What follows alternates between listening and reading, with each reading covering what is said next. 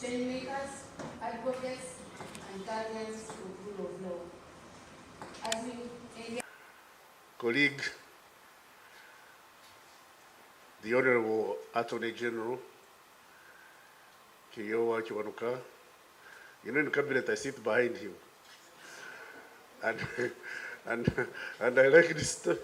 Sometimes when they are talking, there are things I don't understand, and I get bored and start calling him and telling him things he doesn't want to hear. Mama Gertrude Njuba and family, President of the Uganda Law Society, Lord Mayor, Museveni Chikire, for what you are worth. Ladies and gentlemen, if I had known I was going to talk to the radical new bar, I would not have come. Because I don't like fighting wars I'm not prepared for. What is this radical new bar? Is it to the right or to the left?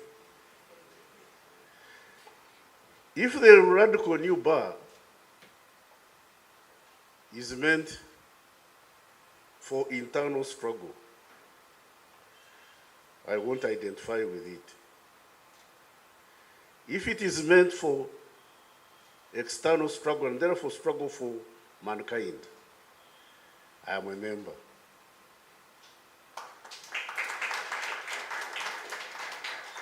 Because if it is for internal struggle,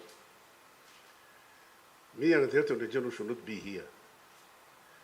Because for your law society to call themselves radical is an indictment on our performance. Why should our law society radicalize to struggle against government? For a person like me who's transited from colonialism, those of you what I'm talking about, maybe Ruchikire knows. I've seen colonialism, I've seen Obote 1, I worked under Idi Amin, I was in the bush during Obote 2, I saw the brief transition of this fracas of UNRA, yeah? They call it UNRM, and then the 40 years of NRM. And at the crowning of the 40 years of our tenure,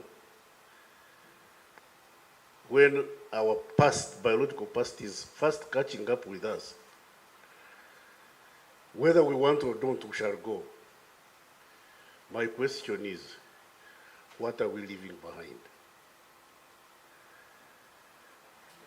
What are you leaving behind when your own law society is talking of radicalizing in order to fight you, and to fight you without your input and guidance? That's a question most of us should ask ourselves. Ladies and gentlemen, apart from Museveni Chikire and a few other young men I was sitting with there, including my friend, this FDC MP,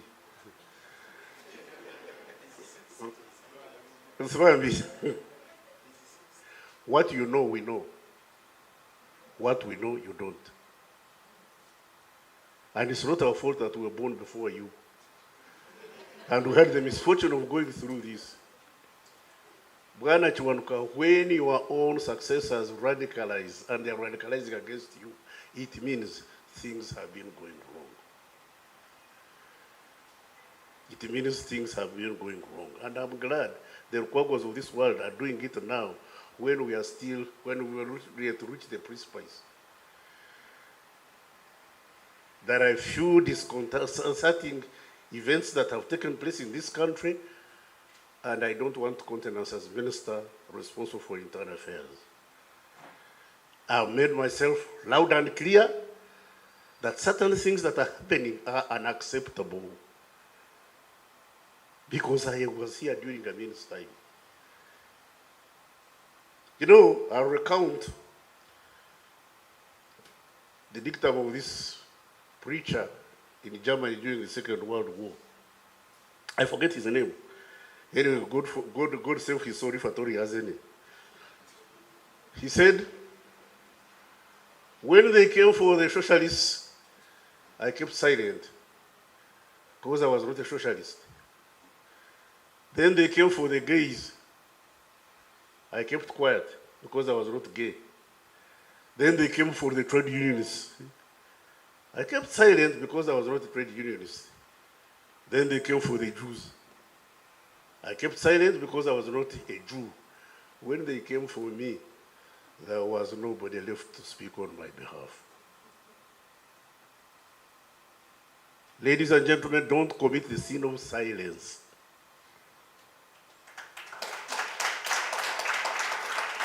And those of us who are in authority must learn to hear.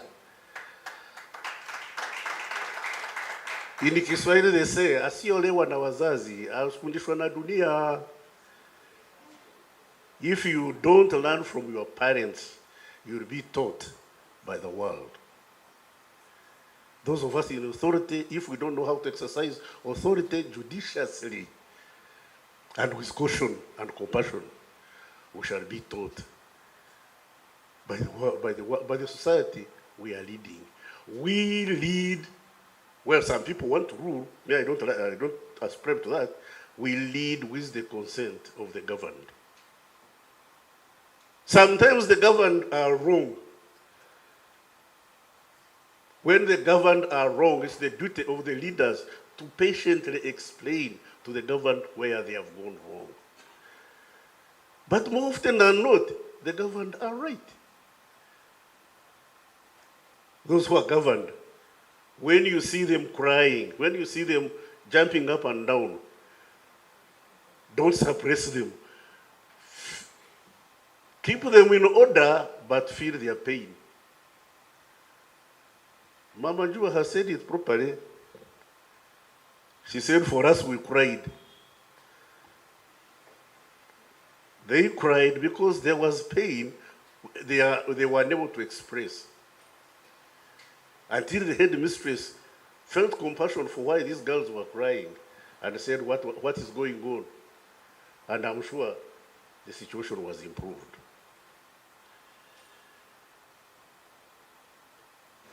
Recently, I've heard of episodes of people being, so-and-so has been arrested. Arrested, yeah, very good. 6 months, this person has not been brought to court. Ah. So-and-so has disappeared. Like now, yesterday, today, somebody called me from Mbarara and said a gentleman called Wangomani, Amos Wangomani. A very big cadre, well, these middle cadres who fights from 70 tooth and nail. He's been arrested. Amos Wangomani from Mbarara, just a simple businessman. He was arrested, he's disappeared for 3 weeks. His family went to court. First time he was not produced. Second time he was not produced. Yesterday they went to court. You know what the authorities told us, including Museveni, vicarious liability. They said, we don't know where the man is. Oh. Wait a minute. When people of my size, height, and weight disappear without trace, that's a problem. How can a man big as I am disappear without trace?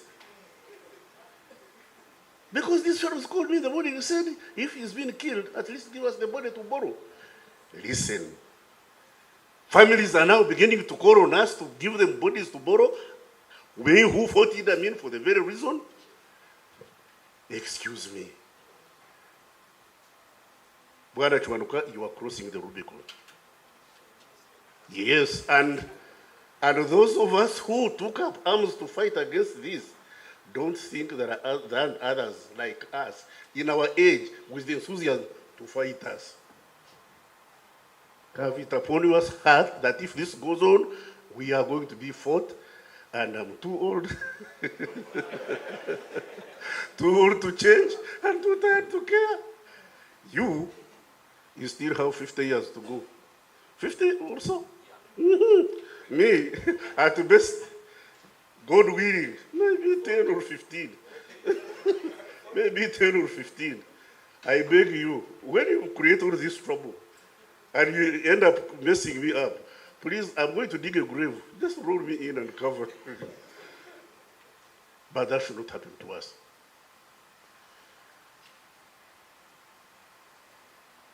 All and sundry should learn to listen to the governed. These people, the late Pecos Kutesa came to Parliament and we were voting. So he also put up his hand.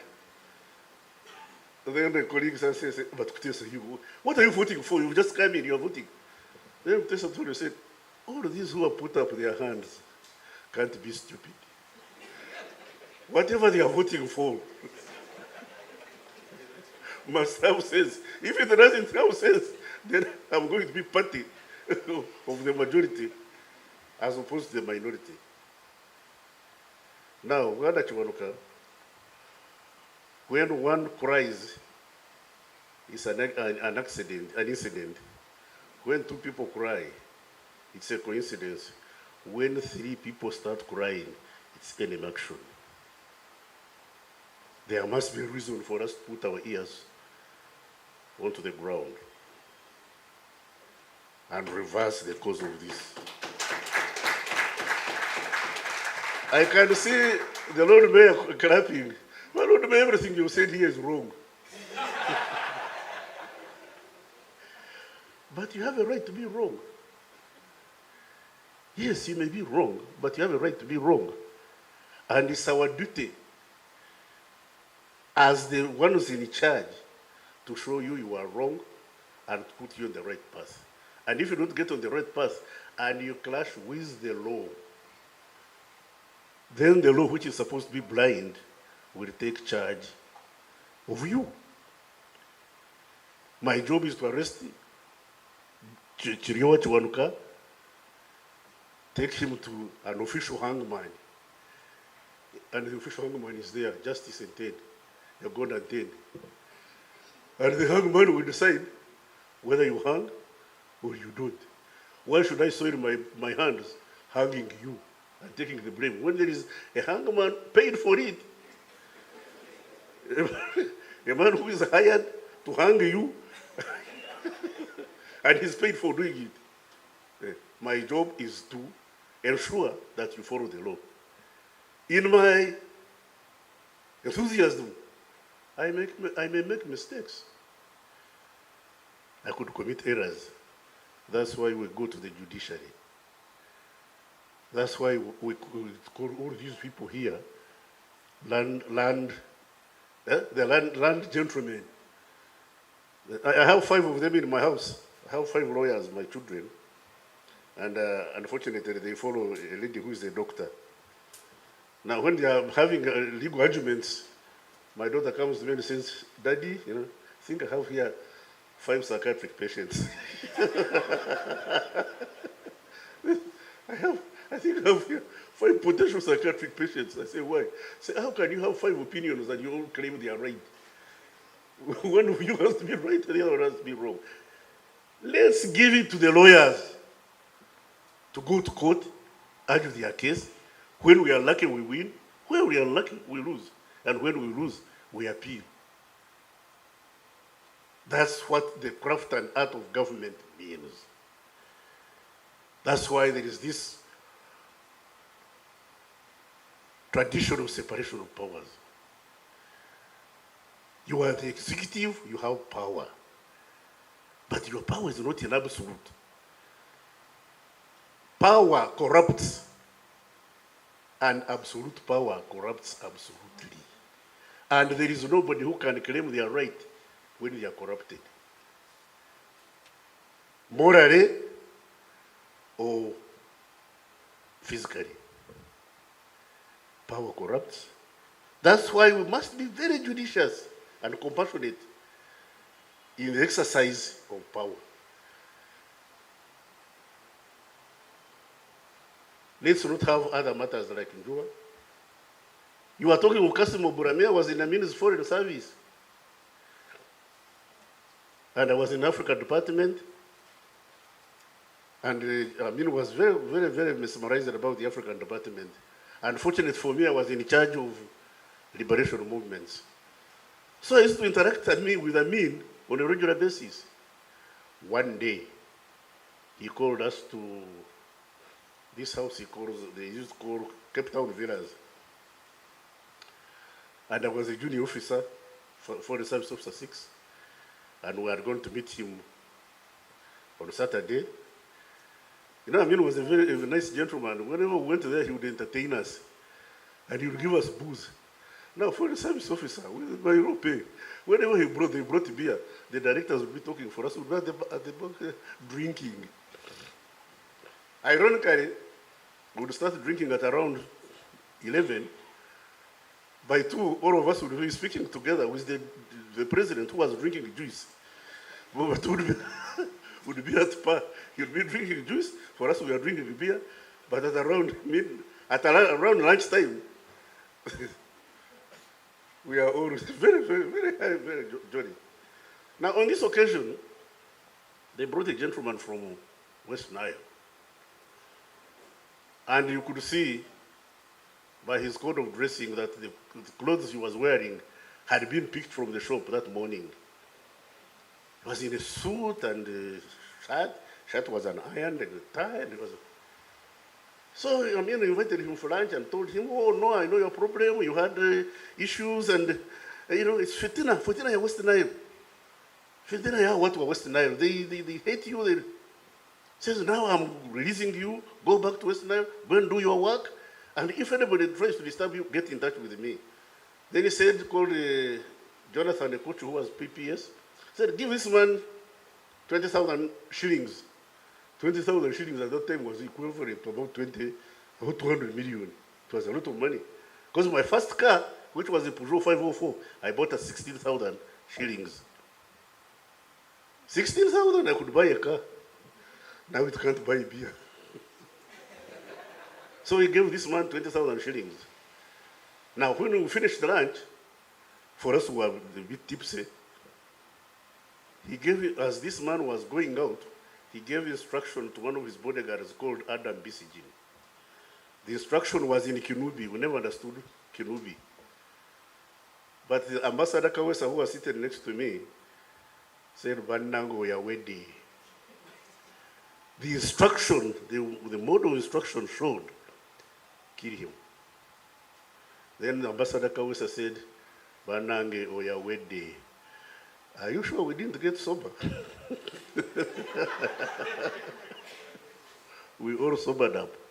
And true to what Kawesa has predicted, this man's body was discovered on Monday morning in the hedges of Cape Town Villas. This is a man Amin had released. Before us, his body was discovered. And that was one of the reasons why we took up arms to fight.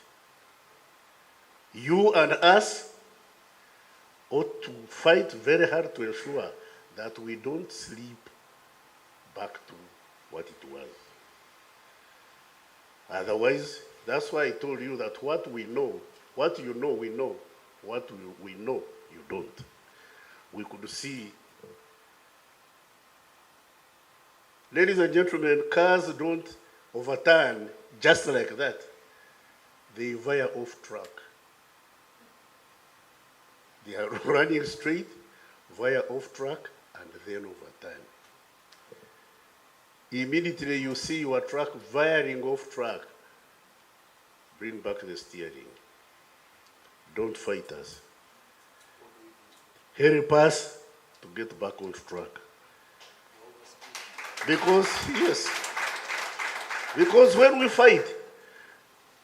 fight in a civil war, there are no winners, there are no losers. We all get bruised.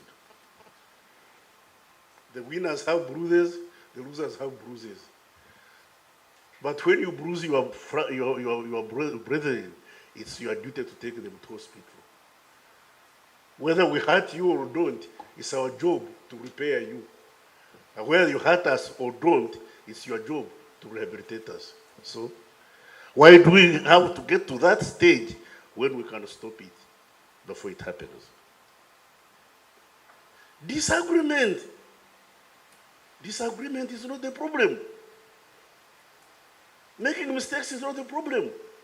The problem is when you can't repair the damage you've done, or to prevent the damage you're about to do. In my military training, they told me, my instructors told me, the greatest generals are those who win wars without shooting a bullet. Those who win wars without shooting a bullet. Talk of bullets. You see wars in the world. Have you ever heard of the phenomenon of the military-industrial complex? The phenomenon of military-industrial complex. Weapons are commodities, and they are made in factories, and those commodities have to be consumed. When they are not consumed, the factory is closed down and people get unemployed. So how do you consume weapons? How do you consume weapons? You create wars. They create wars, we buy their weapons, we kill each other, their industries go on, here we go back begging. Do we manufacture BM in Uganda? No, but we deploy it. Do we make tanks? I'm told Mujira is trying to make some in Ruweru, but we deploy them. Do we make aircrafts? No, we deploy them. So does Rwanda, so does Congo, so does Burundi. And we are consuming all these warcrafts from people who make them, and we pay for that equipment. And we're paying Amin's debts for weapons he bought to kill us. Amin went and bought weapons, used them against us. And we, the survivors, are paying. So Ghana, whatever you use against us, or whatever we use against you, when we win, we shall pay. When you win, you will pay. So, the medicine is, let's not fight. Yeah, let's not fight. Let's tell us how to get back on track. Yeah. Tell us how to get back on track. Chigo and I, we should also listen to them. That's the best way we shall get back on track. And then we shall all prosper. Then you will not have reason to bury me when you killed me, when I can't fight anymore. I'm not going to fight with a gun now, but I still have my head.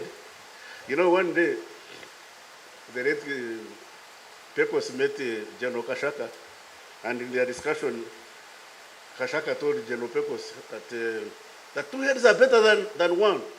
Then Pecos said, yeah, 2 heads are better than one, except when the second one is yours. So let's put our 2 heads. Let's put our 2 heads. Tell us where we're going wrong. Let's also feel. In Kiswahili say kuhisi. Kuhisi. Let's feel your pain. Let's get to understand each other. Let's not get excited. Like Noop says, for us we are not going to be part of the this thing of yours, iPod. But if you are not part of iPod, how shall we know when you are hungry? But I'm suffering from hunger. The man in the kitchen does not know you are hungry. How does he feed you? What you do is come to iPod, grab the Sudeledo and say, don't serve this one, you also give me. When you've given me soup without bread, I say, I also want bread. How come you are giving Rukwago meat and chicken? Say, treat us fairly. But if you are outside, nobody will listen to you. And this goes for all episodes in political struggle, including the struggle of Besigye.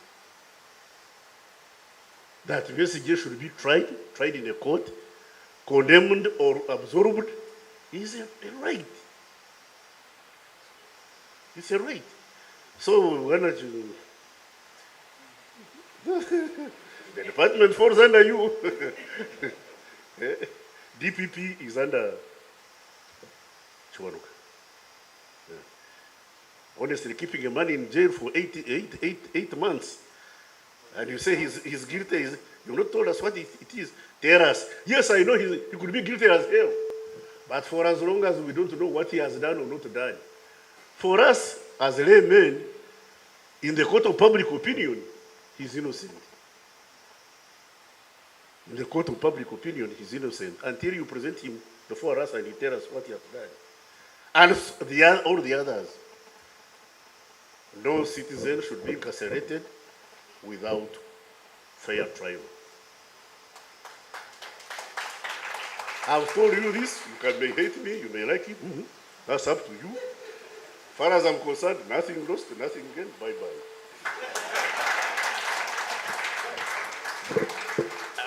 A round of applause as he goes back. Thank you so much, and a standing ovation from the family. Thank you so much for... He's a lawyer and he has specialized in criminal law. So he was telling his brother, he said, no, when somebody comes to you and says he has committed a crime and is being charged, he said, first question you ask him, did you do it? If he says he didn't do it, tell him, look for another lawyer. If he says he did it, you say, yes, I'll represent you. He said, do you know why? He said, yeah. You say instruction fees and upfront. Because when you're looked up, I will not chase you. So you give me my money upfront. Because as a lawyer, when we go to court, I don't know whether I will win or lose. So, yeah, Honorable Chiyowa Chiwanuka, representing His Excellency the President, this is my singular honor to invite you to come and address us. I thank you.